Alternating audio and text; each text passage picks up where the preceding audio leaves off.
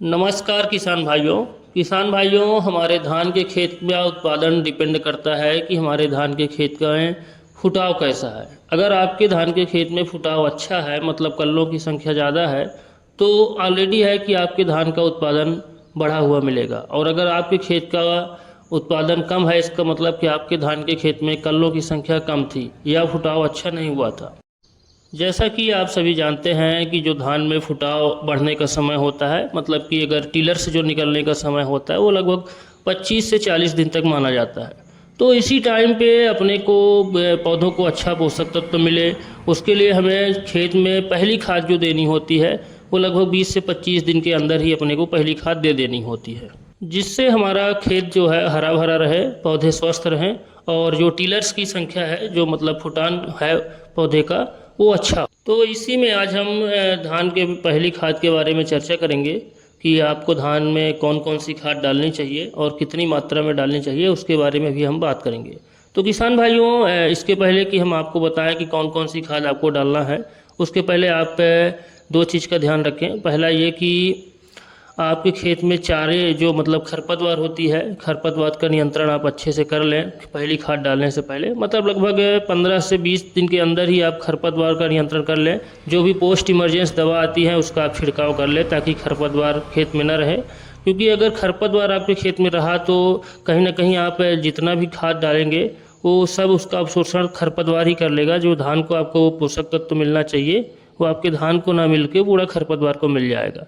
इसीलिए खरपतवार का नियंत्रण कोई भी खाद डालने से पहले आपको ज़रूरी होता है कि खरपतवार आपके खेत में ना रहे। दूसरी बात ये कि किसान भाइयों, आप हमेशा ध्यान में रखें कि बेसल डोज आप पहले ही दे दें खेत में, या तो आप धान की रोपाई के जस्ट बाद दे दें 4 से 5 दिन के अंदर। और पहली बात तो सबसे बड़ी बात होती है कि जब भी आप खेत की तैयारी करते हैं तो आपको तभी बेसल डोज डालना होता है, लेकिन फिर भी किसी वजह से अगर नहीं डाल पाए हैं आप, तो धान रोपाई के 4-5 दिन के अंदर आप बेसल डोज में जो भी फास्फोरिक खाद होती है और थोड़ा सा यूरिया आप दे सकते हैं नाइट्रोजन के लिए। तो बेसल डोज डालने का फ़ायदा ये होगा किसान भाइयों आपको कि जब भी आप पहली खाद अपनी खेत के अंदर डालने जाएंगे 15 से 20 दिन के अंदर या 25 दिन के अंदर, जब भी आप पहली खाद डालने जाएंगे तो होगा ये कि अगर आप बेसल डोज नहीं डाल के रखे हैं, तो अगर आप साथ में ही फास्फोरिक खाद डाल रहे हैं यूरिया या जिंक वगैरह के साथ में, तो ये दोनों को एक रिएक्ट करते हैं और दोनों रिएक्ट करके एक ऐसा यौगिक बनाते हैं जिसको पौधे ग्रहण नहीं कर पाते हैं। तो फिर आपका जिंक भी डालना बेकार हो जाता है, आपका ये फास्फोरिक खाद भी डालना बेकार हो जाता है। इससे अच्छा है कि आप बेसल डोज पहले से डाल के रखें, जैसे फास्फोरिक खाद हो गया, हल्का सा यूरिया हो गया, और फिर बाद में आप दूसरी खाद पहली खाद के रूप में आप जो भी जिंक डालना है, आपको यूरिया डालना है, वो भी मैं आपको बताने वाला हूँ, वो आप पहली खाद के रूप में आप डालें।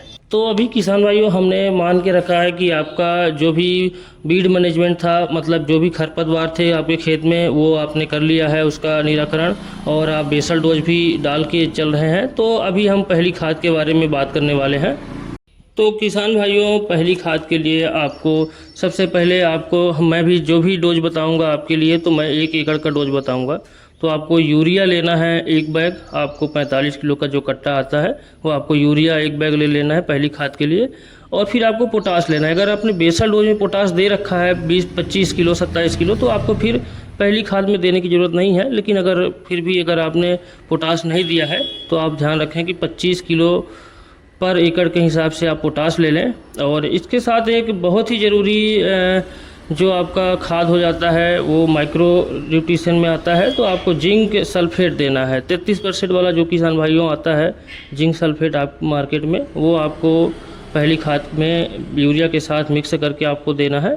जिंक देने से होगा क्या किसान भाइयों, आप कभी भी देखते होंगे कि पत्तियां, आपकी धान की पत्तियां जो हैं वो ऊपर से पीली पड़ रही हैं, या तो फिर आप देखेंगे कि कई बार खैरा जैसे रोग लग जाता है, वो भूरा रंग का एक धब्बा बन जाता है, वो सब जिंक की कमी से ही होता है। तो अगर आप जिंक डाल देते हैं तो आपके खेत में ऐसी समस्या नहीं आएगी। तो आपको जिंक मैं बता देता हूँ डोज कितना डालना है। आपको जिंक बस 3 से 5 केजी पर एकड़ के हिसाब से आपको जिंक डालना है। इसके साथ ही मैं अगली खाद आपको बताने वाला हूँ किसान भाइयों कि आप हमेशा मैग्नीशियम सल्फेट जो आता है, मैग्नीशियम सल्फेट ज़रूर दीजिए, क्योंकि मैग्नीशियम सल्फेट क्लोरोफिल बनाने में सहायक होता है। और धान में जो भी पीलापन ये सब समस्याएं आती हैं, तो ये समस्याएं मैग्नीशियम सल्फेट देने से नहीं होता है। आप 10 केजी पर एकड़ के हिसाब से आप मैग्नीशियम सल्फेट ज़रूर दें। और किसान भाइयों, एक बहुत ही ज़रूरी खाद है फेरस सल्फेट आता है, जो आयरन की कमी को पूरा करता है। तो ये ज़रूर देना चाहिए आपको। एक बार पूरी खेत में एक बार पूर्ति हो जाए तो फिर इसके बाद दोबारा से जो भी प्रकार के फंगस हो गए या तो जो खेत की जो ग्रोथ रुकती है ना धान के खेत की, वो फेरस सल्फेट देने से आपकी ये समस्या दूर हो जाती है। तो फेरस सल्फेट हमेशा ध्यान रखें कि 7 से 10 केजी पर एकड़ के हिसाब से पर्याप्त होता है, ज़रूर दें आप। और सबसे लास्ट में आपको मैं बताऊं कि सल्फ़र जो 80% वाला, जो 80% वाला सल्फ़र आता है, वो भी आप ज़रूर पर एकड़ के हिसाब से जो इसका डोज होता है 2 केजी 3 केजी आप सल्फ़र ज़रूर दे दें पर केजी के हिसाब से। सल्फ़र से होगा क्या कि जितनी भी प्रकार के ये जो 80% वाला सल्फ़र आता है किसान भाइयों, ये फंगस के लिए भी बहुत बेस्ट होता है।